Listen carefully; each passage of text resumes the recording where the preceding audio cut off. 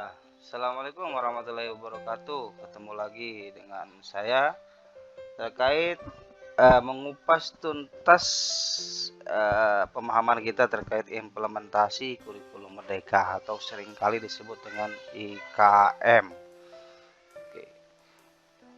Nah, IKM ini teman-teman memang sekarang lagi menjadi topik pembicaraan, bahkan kementerian sekarang lebih banyak memberikan informasi dalam bentuk webinar-webinar ya, mengupas tuntas terkait dalam tanda petik dalemannya IKM itu seperti apa. Dan ini memang sangat penting sekali sebagai bentuk pertanggungjawaban biar informasi terkait kurikulum merdeka ini merata ke seluruh pelosok. Jangan sampai hanya segelintir saja yang memahami terkait IKM, dan IKM. Di seri video yang ketiga ini kita akan coba terkait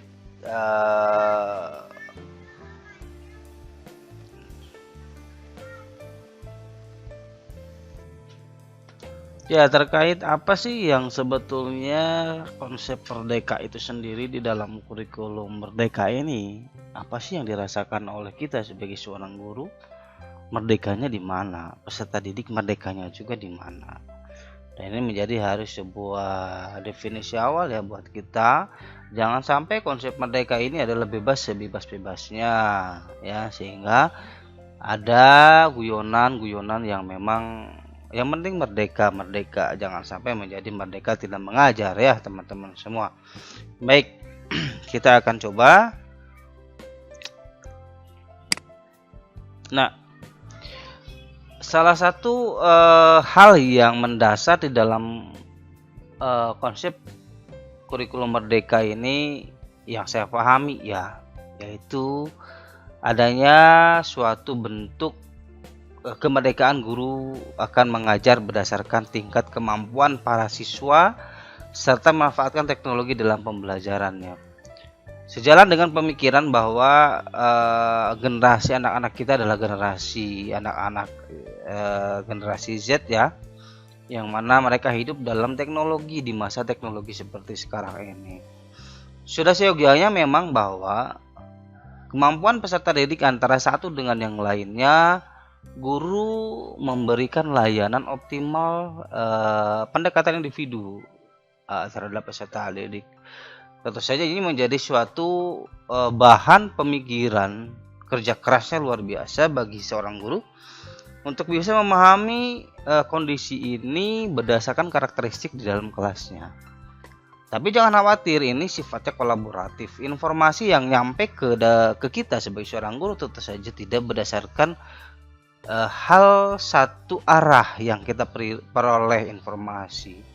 Ini harus kolaboratif, bekerja sama antar satu dengan yang lain, antar guru dengan guru yang lain. Informasi yang diperoleh dari wali kelas, informasi yang diperoleh dari guru yang lain, informasi yang diperoleh dari guru BK, kemudian dari tes diagnostik di awal dan sebagainya, ini memang penting. Sehingga ini sifatnya adalah kolaboratif. Bukan guru bekerja sendiri mencari informasi, menentukan informasi sampai menemukan potensi-potensi dalam diri peserta didik, tetapi justru lebih kepada hal-hal yang sifatnya kolaboratif, mengetahui setiap individu di dalam kelasnya. Dan ini memang asik ya, sifatnya kolaboratif, sehingga nanti kita mengetahui mana peserta didik yang memiliki tingkat kemampuan di level mana, A, B, C, D gitu ya, atau memang peserta didik memiliki kemampuan di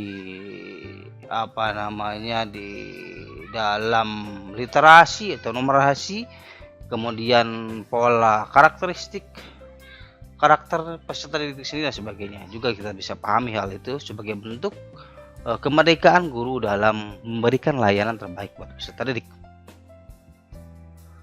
Kemudian yang kedua tentu saja lebih kepada pembelajaran yang dilakukan berpusat pada pengembangan karakter dan kompetensi yang holistik. Ini sesuai dengan arah daripada pemikiran bahwa goal yang utama itu adalah bagaimana menciptakan sebuah karakter peserta didik yang membentuk suatu karakter profil pelajar Pancasila. Nah, nanti kita akan coba bedah terkait hal itu, bahwa tidak lagi mengedepankan bagaimana seorang peserta didik itu lebih kepada pemikiran yang sifatnya adalah pengetahuan ataupun kognitif, tapi lebih kepada pengembangan karakter. Nah, karakter ini tentu saja karakter yang sesuai dengan karakter di dalam profil pelajar Pancasila, yang menjadi goalnya kita dalam melayani peserta didik tentunya. Nah, ini tidak semudah yang diucapkan, tetapi memang menjadi tuntutan kita untuk bisa mengembangkan sebuah profil peserta didik kita yang lebih kepada profil pelajar Pancasila. Sehingga ini akan berkembang menjadi sebuah laporan pendidikan yang berbeda dengan yang sebelumnya, ya, tentu saja. Kemudian yang ketiga adalah bagaimana di tingkat SMA terutama, ya. Oke, di tingkat SMA menengah atas lah, bahwa pembelajaran di dalam lintas mata pelajaran berbasis proyek. Artinya kita tahu terkadang anak-anak kita lebih sibuk terkait di dalam bagaimana pengembangan kompetensi sesuai dengan koridor kurikulum, struktur kurikulum yang benar-benar menjadi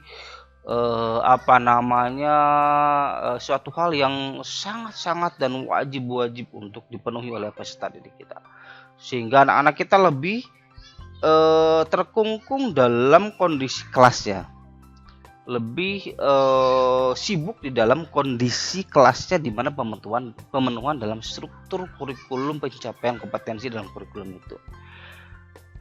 Sementara tentu saja ada beberapa kelemahan yang muncul di situ ketika secara pengetahuan anak-anak kita itu nggak bisa berkembang, tetapi justru akan lebih berkembang dalam bentuk keterampilan atau kompetensi yang berbasis proyek, yang anak-anak kita lebih mengembangkan kemauan, kemudian keterampilan lainnya yang nggak bisa kita gali dalam potensi, di dalam kognitif atau pengetahuannya yang ada di kelas. Nah, ini sekarang di dalam IKM ini ternyata ada porsi yang luar biasa, di mana anak-anak kita itu mengedepankan pola-pola kehidupan berkolaborasi, kehidupan berkelompok, kehidupan mengeksplorasi hal-hal yang lebih menyangkut kepada pengembangan proyek diri maupun proyek kelompoknya. Dan ini kadang-kala di beberapa sekolah ini memang sudah dilakukan, dan itu sifatnya bagi anak-anak itu luar biasa. Saya sendiri secara pribadi di sekolah saya waktu itu, bagaimana anak-anak kita, ya, pengembangan potensi dirinya itu lebih nampak, lebih terlihat bagaimana yang namanya kemampuan dia berkomunikasi, kemampuan dia bertanggung jawab terhadap apa yang menjadi beban kerjanya, kemampuan dia dalam mengomunikasikan pandangan-pandangan, pemikiran-pemikiran mereka untuk melakukan suatu kegiatan yang sifatnya kerjasama dengan yang lain. Misal, waktu itu kita di sekolah kita pernah ada yang namanya pameran selama 3 hari. Bayangkan 3 hari pameran di dalam kurikulum 13, walaupun itu sifatnya di luar, ya, tetapi ke arah sifat pengembangan diri anak-anak kita di dalam ekstrakurikuler maupun program kerja di dalam organisasi siswa intrasekolah atau OSIS mereka dan MPK mereka. Nah, di mana anak-anak itu berjuang luar biasa mengembangkan suatu proyek kegiatan yang sifatnya 3 hari. Waktu itu dia bekerja menyusun sebuah proposal kegiatan, mencari pendanaan, sampai membuat suatu TOR, bentuk acara yang didesain oleh mereka, kemudian disimulasikan kepada guru-guru, kepada semua, sehingga memiliki harapan-harapan goalnya seperti apa, dan akhirnya mereka bisa melakukan itu. Dan sifatnya itu mereka secara internal melakukan pembenahan, walaupun di situ ada proses guru yang mengawal. Nah, ternyata mereka bisa. Kita pernah juga mungkin merasakan bahwa ada anak-anak kita yang secara secara nyata tergambar dalam kelas, nyata kita di kelas, itu sepertinya mereka biasa-biasa saja secara pengetahuan. Apalagi saya guru matematik kan, secara pengetahuan matematik, pengetahuan yang lainnya atau kognitifnya itu biasa-biasa aja mereka itu. Tetapi ketika diberikan suatu kepercayaan dalam bentuk proyek kegiatan, luar biasa itu anak-anak kita. Nampak banget bagaimana tanggung jawabnya, bagaimana dia mengelola waktunya, bagaimana dia menyusun suatu kegiatan step by step, bagaimana dia merancang untuk bisa mempromosikan kegiatan dia, menyusun sampai membuat desain proyek mereka itu atau kegiatan mereka itu sehingga terekspos menjadi sebuah kegiatan rutin yang dilakukan dan dicontoh untuk adik-adiknya juga. Dan ini saya pikir luar biasa. Kita nampak di situ suatu penilaian bahwa ternyata anak-anak kita itu jangan dipandang sebelah mata, hanya dilihat dalam konteks kognitif pengetahuan dia, kompetensi dia di kelas saja, tetapi kita harus melihat bagaimana potensi dia dalam pengembangan proyek dirinya, proyek kelompoknya. Dan ini saya pikir kita merasakan itu dan surprise banget melihat anak-anak kita bekerja luar biasa di dalam koridor tentu saja pencapaian goal yang sesuai dengan yang kita harapkan bersama. Dan ini sekarang dimunculkan jelas di dalam kurikulum loh ya, di dalam kurikulum yang disebut dengan berbasis proyek, bukan pembelajaran proyek ya, tetapi memang di sini khusus untuk pengembangan proyek yang memang didesain di dalam kurikulum itu sendiri. Porsinya ada bahkan di situ. Setiap mata pelajaran mengembangkan itu. Nanti kita telah tujuannya kemana? Untuk menguatkan pencapaian profil pelajar Pancasila. Nah, nanti kita coba bedah lagi ya, apa itu di situ seperti apa. Jadi teman-teman semua, ini kan tidak hanya di dalam konteks pengembangan di menengah, di dasar pun sama, di dasar, di SMP, SMA, SMK itu juga sama, porsinya ada. Intinya adalah memberikan ruang anak-anak kita mengeksplorasi dirinya, kelompoknya, menjadi sebuah kompetensi dalam dirinya yang melekat menjadi sebuah profil pelajar Pancasila. Ya, semoga ya implementasinya nanti kita bisa terjemahkan bersama sesuai dengan karakteristik tentunya. Nah ini dia. Kemudian ada apa lagi sih di dalam kurikulum Merdeka? Ada kata kunci di sini, guru sebagai pemilik dan pembuat kurikulum. Is oke sebetulnya.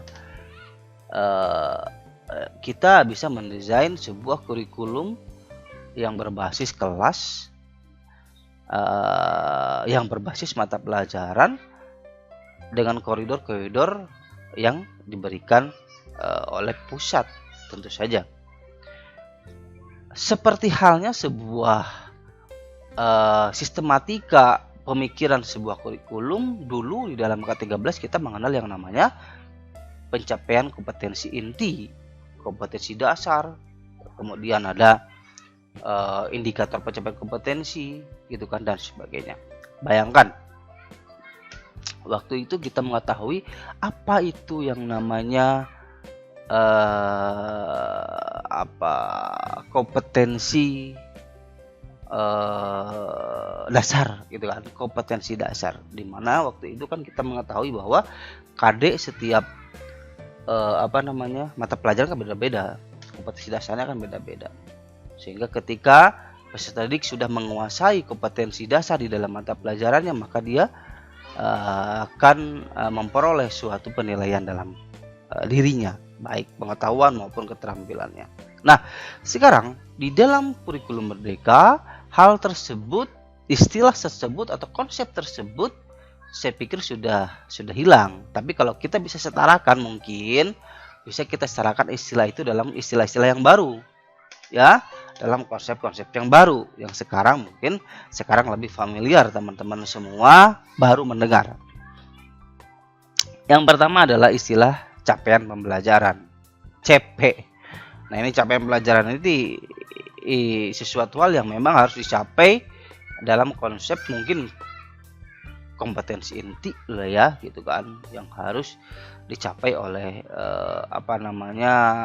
IKIKD lah ya, yang dicapai oleh peserta didik tentu saja gitu kan.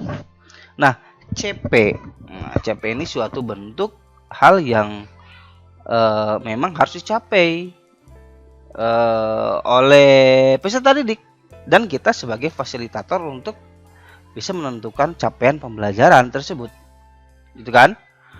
Nah, kemudian ada istilah tujuan pembelajaran, TP. Nah, ini juga ada istilah alur tujuan pembelajaran. Kemudian ada atau ATP, ada istilah juga modul ajar. Nah, ini ya.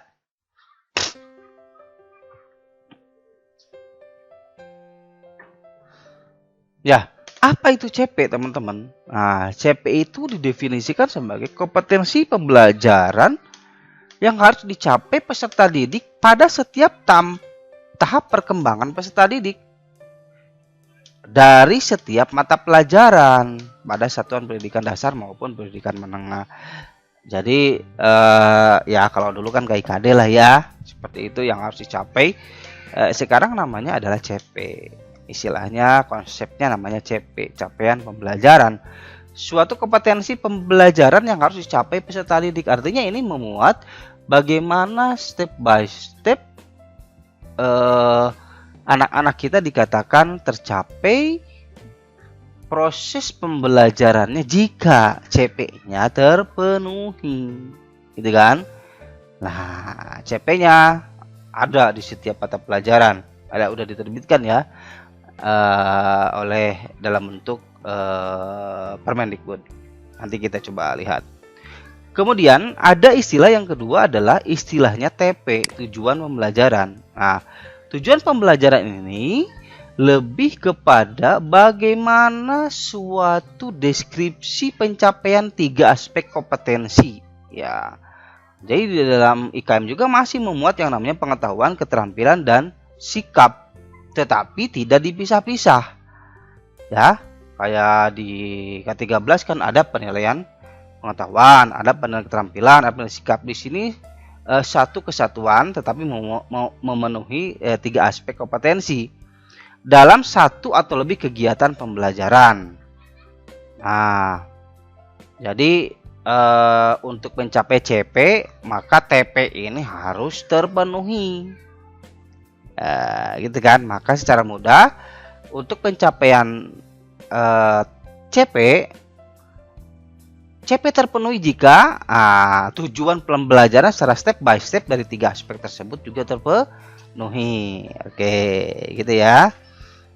Jadi untuk dapat CP, anak-anak itu memenuhi kompetensinya pada jenjang pada fase yang ada. Maka dikatakan itu jika TP-nya terpenuhi. Dan nanti kita bedah juga apa sih di dalam matematik misalkan ya, apa aja sih yang muncul sebagai CP dan TP-nya. Oke. Kemudian ada lagi alur tujuan pembelajaran. Nah, yaitu apa? Tujuan pembelajaran yang tersusun secara sistematis dan logis di dalam fase secara utuh dan menurut urutan pembelajaran sejak awal hingga akhir fase. Karena di dalam IKM kan ada beberapa fase ya. Oke, yang ditetapkan. Kemudian modul ajar, merupakan salah satu bentuk perangkat ajar yang digunakan guru untuk melaksanakan pembelajaran dalam upaya mencapai profil pelajar Pancasila dan capaian pembelajaran. Dan di dalamnya itu ada prosedur, memuat beberapa informasi, materi, kemudian hal-hal yang perlu disampaikan oleh guru, dan dalam tanda petik RPP-nya. Jadi sebetulnya di dalam modul ajar itu kita udah ada tahapan skenario pembelajaran yang sudah disiapkan ya. Jadi nanti kita coba bedah bersama terkait hal ini ya. Oke.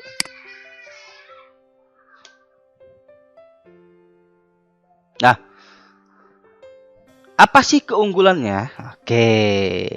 Kenapa sih kita harus menggunakan kurikulum merdeka? apa sih yang menjadi keunggulannya gitu.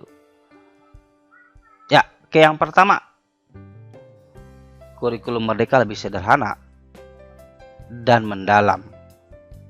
Nah, walaupun ada beberapa teman saya, sederhananya di mana? Oke, karena mungkin membandingkan antara yang satu dengan yang lain. Nah, ini menjadi PR kita bersama. Bagaimana kesederhanaan di dalam CP-nya itu atau di dalam TP-nya itu seperti apa sih? Ya. Oke, nanti kita lebih coba bandingkan oleh teman-teman antara kurikulum ke-13 dengan IKM yang dimunculkan dalam standar isi yang memuat terkait fokus materi. Oke. Kemudian apa lagi? Lebih merdeka. Peserta didik tidak ada program peminatan untuk di SMA, jadi tidak lagi istilah peminatan dan lintas minat, atau ada istilah IPA, IPS. Kalau apa namanya, peminatan IPA, peminatan IPS, tidak ada lagi seperti itu. Nanti kita coba bedah ya terkait hal ini. Kemudian guru sesuai dengan capaian dan perkembangan peserta didik. Mungkin setiap orang berbeda-beda capaiannya dalam satu semester, bisa jadi ya. Sekolah memiliki kewenangan untuk mengembangkan dan mengelola kurikulum dan pembelajaran sesuai dengan karakteristik satuan pendidikan peserta. Nah, ini kepada arah nanti pengembangan kurikulum berbasis sekolahnya ya, atau kemerdekaan kurikulum merdeka yang karakteristik sesuai dengan pengembangan sekolahnya masing-masing. Bisa jadi nanti ini dilakukan secara mandiri oleh Bapak Ibu semua selaku stakeholder yang ada di sekolah. Kemudian yang ketiga adalah lebih relevan dan interaktif pembelajaran. Kegiatan proyek memberikan kesempatan lebih luas kepada peserta didik untuk secara aktif mengeksplorasi isu-isu aktual, isu lingkungan, kesehatan, dan lain sebagainya. Intinya untuk pengembangan profil pelajar Pancasila tadi. Oke, gitu ya. Teman-teman, untuk bisa melihat bagaimana keterkaitan antara TP, ATP sampai ke modul ajar, terusnya dari CP kan, dari atas paling atas, seperti saya bilang tadi, CP lebih kepada bagaimana kompetensi inti yang paling atas kalau dulu ya. Nah, kalau kita ingin mempermudah pemahaman terkait apa itu TP, ya TP seperti halnya dulu kita memahami terkait KD-nya. Ya, seperti itu. Kompetensi dasarnya untuk fase-fase yang ada. Misalkan di sini kita lihat di fase B lah ya, untuk di tingkat dasar, dan kita cek di sini di mana TP-nya ini dirumuskan. Misalkan untuk kelas 3 ini kan, ini kelas 4, ini 3.1, 3.2 dan seterusnya. Sampai ke pencapaian di 41, 42, 43, 44 dan seterusnya. Nah, bagaimana ATP? ATP berarti untuk mencapai ini 3.1, apa sih TP-nya, tujuan pembelajaran yang harus ditentukan di dalam 3.1. Gitu kan. Dari sini nanti dirumuskan gelondongan besarnya ini menjadi sebuah alurnya, sehingga nanti si TP ini terpenuhi. Tujuan pembelajaran 3.1 apa nih? Kemudian 3.2 ini apa nih kira-kira nih ya? Tujuan pembelajarannya. Kalau dulu mungkin lebih ke IPK ya. Pencapaian indikatornya seperti apa? Sekarang lebih kepada TP istilahnya ya. TP 3.1 apa? TP 3.2 apa? Gitu kan? 3.3. Nah, ini dari awal 31, 32 sampai seterusnya ini disebut dengan alur ATP ya. Bagaimana alur tujuan pembelajarannya, biar nanti si anak dari fase antar fase itu terpenuhi sampai mencapai kepada fase yang paling akhir, yaitu fase E, dari awal dari A, B, C, D, E gitu kan, dari tingkat dasar sampai tingkat menengah. Anak-anak bagaimana nih pengembangan alurnya, sehingga TP-nya nanti CP-nya juga terpenuhi. Nanti capaian pembelajaran di fase B akan terpenuhi, sehingga terus sampai membuat sebuah alur sampai kepada fase E gitu ya, yang paling akhir. Nah, ini teman-teman semua ilustrasinya bagaimana sebuah CP, TP, ATP, sehingga nanti bagaimana modul ajar. Modul ajar itu memuat lebih kepada bagaimana semua ini harus diapakan dalam guru ketika mengajar. Guide-nya itu seperti apa? Nah, itu nanti akan ditelaah, dijelaskan di dalam modul ajar untuk teknis bagaimana menyampaikan di kelas sehingga alur terpenuhi, tidak melenceng, TP-nya juga terpenuhi sampai ke CP-nya tentu saja menjadi terpenuhi dan bisa meningkat kepada fase yang berikutnya. Nah, oke. Semoga mencerahkan untuk video IKM yang ketiga ini. Tentu saja alangkah lebih baik teman-teman semua bedah kembali, cari referensi lagi, kita diskusikan bersama biar mencapai suatu pemahaman yang maksimal sehingga dalam nanti pelaksanaan di kurikul IKM baik secara mandiri maupun melalui program sekolah penggerak ataupun program SMKPK kita bisa implementasikan di tahun pelajaran 2022-2023 nanti. Terima kasih, jangan bosan, stay tune terus, pantengin terus, jangan lupa subscribe, like, komen. Yuk kita kembangkan diskusi bersama untuk pencapaian pemahaman terkait IKM ini. Nanti di video selanjutnya yang keempat kita akan coba bagaimana membedah terkait struktur kurikulum di IKM itu sendiri. Terima kasih. Wabillahi taufiq wal hidayah. Assalamualaikum warahmatullahi wabarakatuh. Salam sehat, salam semangat. Jumpa lagi di channel Dudi Wahyudi.